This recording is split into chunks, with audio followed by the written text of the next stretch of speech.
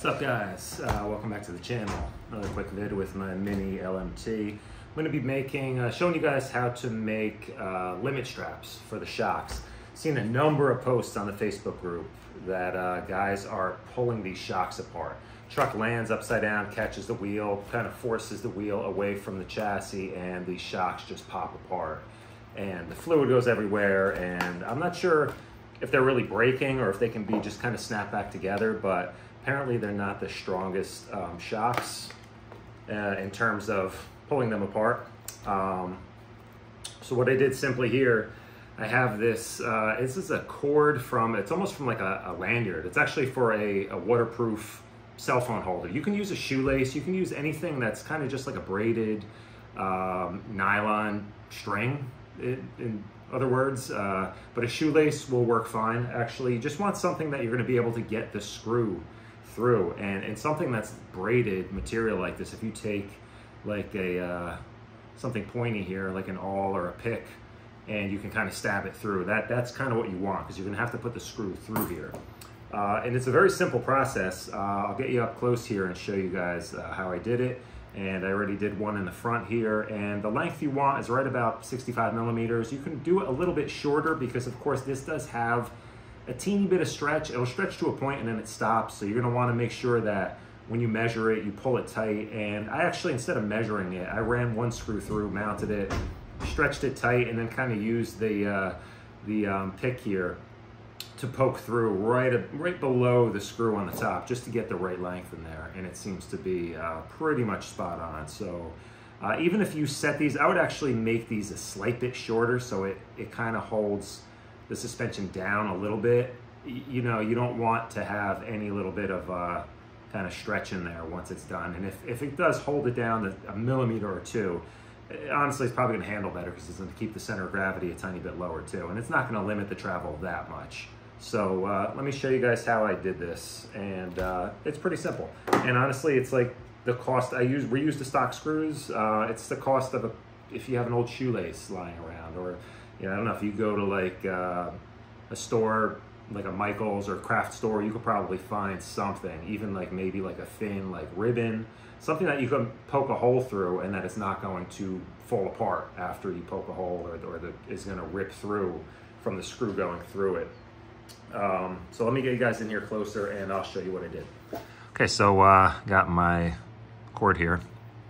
First thing I'm going to do is just kind of snip it, as evenly as possible. And these are really great, just some really small diagonal cutters. These are great to have if you're in the RC hobby. Hopefully you have a set already. I'm going to take, actually, so to prevent this from fraying, the old trick of just taking a lighter and just kind of melting the end down a little bit, just to kind of keep it from, fraying and falling apart here. And I'm just going to go in, I don't know, 1/8 inch, couple millimeters from the end. This isn't super sharp, so I'm not going to stab my finger. Just be careful if you're doing something dangerous like that. So just running this through here, and you can see this, it's really tough. I mean, it's not pulling through. So that's the benefit of using something like this. I wish I could tell you exactly what this is, but you can use what you have lying around. This is actually what it came from. This is like a waterproof like iPhone pouch thing, and I just cut a piece off the end here. I actually put that back on in case I want to use this ever. But you can just like search around. You might be able to find something. Shoelace is probably best bet. So once you have that, so just leave that hole through there. Take your 1.5, and I found it's easier to do this first one on the bottom so that you're not working in such a tight space down here. Let me do this real quick. Should probably use my electric driver, but whatever. I'll just fast forward.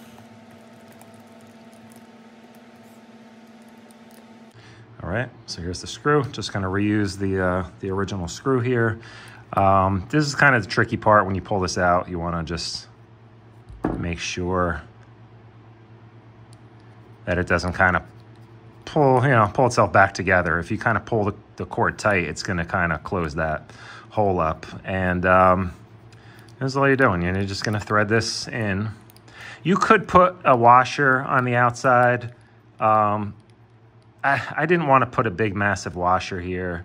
I think it's just going to look kind of goofy. I don't really see this pulling through.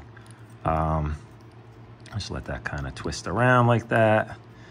You might want to just wiggle the shock up and down a little bit, line up the eyelet. And you don't really have to crank this in tight. I mean, most of the screws on this truck, these little 1.5s, don't have to be super tight. So just, you know, snug it up. You don't want to tighten it so much that it's pulling the head through the screw, which it's really not going to. You can see how difficult it is to even get the screw through there. It's a really tight fit. It almost like threads its way through. And then just, you know, kind of pull it up the direction it's going to travel here. So now here's probably the trickier part. You're going to want to kind of lift the, you know, hold it up in the air, pull the wheel down so you know it's pretty much at full down travel. Maybe give this thing a couple little good stretches here. Take your pick, and you're going to want to, you don't really want to line it up with the head of the screw. You want to go a little bit lower, right? Just go a hair lower, kind of get it started, and then work it through, right? Make sure it's fairly well centered. And again, you know, kind of press down, make sure that shock is fully extended. And then what you could do is, let me see if I can get a better angle here so you guys can see. So again, if you, I'm going to use my thumb here to pull down on the axle, and you can see this one, I don't know what I was measuring. But I gotta redo this. That, when I pull this shock down away, it's way too far off. So the nice thing with this is, you know, just, it gives you a little bit of leeway here. You're not damaging anything by poking a little hole through here. So you can really, and the thing is, like, if you were measuring this on the bench, it's gonna be really difficult to get right, you know, because it's going to stretch. And that's why I like doing it this way, where you are kind of forcing it down. And I try to just line up the top. And that's kind of what I'm looking for, you know. If you hold this parallel with the screw, it sits just below the head. So if it is up there tight with the screw, you're really gonna get, you know, a nice strong, you know what I'm saying. This is, you know, this is the trickiest part. So don't cut it yet. Just leave this. You can let that, set that aside, and you're gonna pull out the top screw now. And it's basically the same idea. You're just gonna carefully remove the pick, and hopefully that hole remains open. Worst case, you gotta redo it again. It's not a big deal. Like I said, poking that thing through is not damaging anything. It's just like separating the fibers. So be careful with this, guys. When you take this screw out, see that little, and it's gonna fall. Here it is. This little spacer on the back, it's like a little collar that fits on the back side of the shock eyelet here.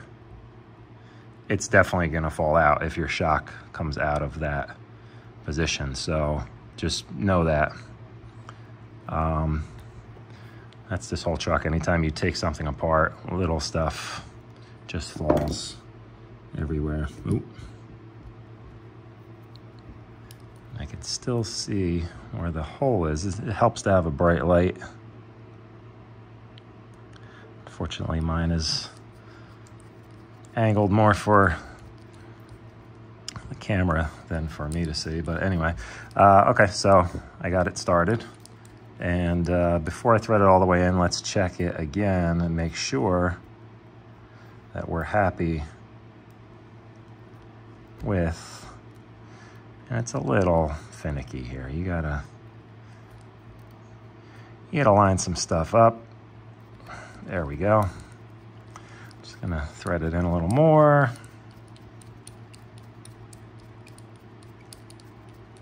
Well, we can check it now before I tighten this all the way.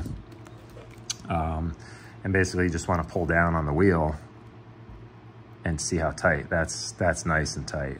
So you just want to make sure they're both even.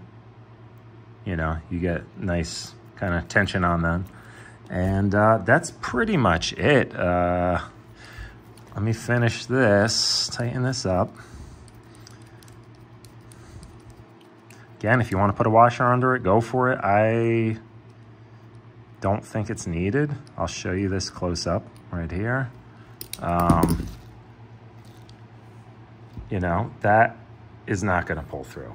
You know, it's, first of all the force is pulling down. It's not really trying to pull this away from the screw head. And this is so tight that when you, the thing too, with the way this is braided, when this pulls tight, it actually kind of like, it's like that Chinese finger lock kind of thing. It pulls all these little fibers together even tighter. So it's really gonna, you know, pull in around that screw. And then we just snippy snip. Let's go a little bit longer. And try not to set fire to your Mini, but yeah, you know, just melt the top down a little bit. And that's it, guys. It's as simple as that. Like this just cost me nothing, and it's, you know, a couple minutes of work. So I'm gonna do the rear. Now the rear, because it's kind of difficult to get in there, I think what I'm gonna do is actually just pull the whole body and cage off. How much of a pain is it gonna be with the wiring? Well, I guess probably gotta unplug the wiring from the ESC to fully separate it. I don't know. There's really no way, I don't know. It's kind of tricky. Let me see the best way to do this off camera, and then I'll let you guys know. Okay, so on the rear, guys, I decided I don't want to go through the trouble of pulling the whole top off because the wiring and stuff. So what I did was just pulled out the top screw on the shock, made a little hole. I kind of made sure it was like cut nicely, hit it with a lighter a little bit, made a little hole, mounted the top one first. Now what I'm gonna do is just set this thing on a little stand here and figure out my length. Same thing I did as the front, right? Just kind of, you know, make sure you're not compressing the suspension at all, and just, you know, mark it a couple millimeters short with the pick, and you know the deal. Stick it through, make your hole, put the screw in, double check it, make sure it's tight.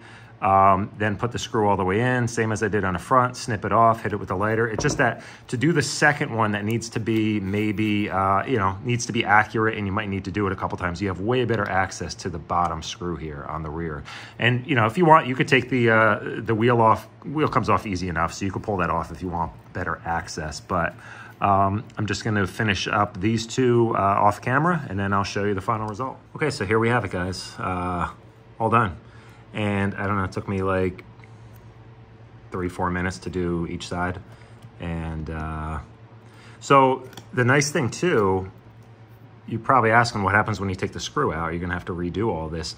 Well, when you start unthreading the screw, this is gonna wanna stay on the screw. You're gonna get to a point where you don't, you know, you're gonna start running out of threads in the plastic before you pull the screw completely off. This should stay at least on the last, you know, 20% of the screw should still be sticking through this. So then when you pull it out, just leave the screw into the lace or the cord, whatever you guys are using, and you know, you shouldn't have a problem. And the nice thing too, then when you take this out, you're gonna have your two screws still attached to it. They're not gonna go rolling all over the place. But that's definitely it. So the key with this overall is to make sure, and that's why I like doing it this way. I wouldn't even bother measuring and trying to do it with a ruler on the bench. Put one in, get it set, tighten it up, pull the axle down with your hand, and then try to line it up. And here's the cool thing with this braided material, braided cord here. Let's say, for example, you know, you make your top hole,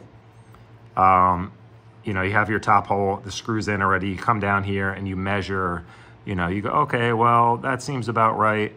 And, you know, I'm trying to look at this through the phone, it's not working. Let's say you put your hole here, right? And then you know, you pull it tight, you pull it tight, you try to line it up with the bottom hole, and you go, oh man, it's a little bit off, it's a little too short, a little too long. Well, with this braided material, you know, you could see like each little like braid in there. You can really like adjust this, just come down and go down like one or up one, reinsert it, and then, you know, check it again and get it to the point. So the key with this is you really want it to actually limit. You know, you want it to kind of be like really tight before it gets to that last millimeter of travel, because these might still have that. You can hit it with enough force and it might have that extra little pull to it where, you know, if you don't get these tight enough, they're really not going to do much. So if anything, if you want these to work well, you're going to want to set them a teeny bit shorter than when your suspension actually fully extends, right? And again, it's not going to really hurt much. Come on, adjust. It's not going to really hurt much to have your LMT sitting the tiniest bit lower, right? You're going to get a better center of gravity. And, you know, a lot of guys run them, you know, with the full-size LMTs, we're running them shorter anyway. And, you know, I pretty much have my preload still just about full out. Rear is almost full out. And, you know, it doesn't really sag all that much. So it seems to be pretty well set up. All right, so that's it, guys. Hopefully that helps you guys out. Something you can do really quick with stuff you have lying around. Hopefully go and like, I don't know, steal one of your kids' shoes and cut a shoelace. And yeah, it's kind of like free. And it should really help this thing stay together. So if you like the video, guys, I'd appreciate it if you subscribe, give me a thumbs up. Really helps my videos get put out there to more people. And yeah, if you have any questions or comments, hit me up below and I'll try to get back to you. Later, guys.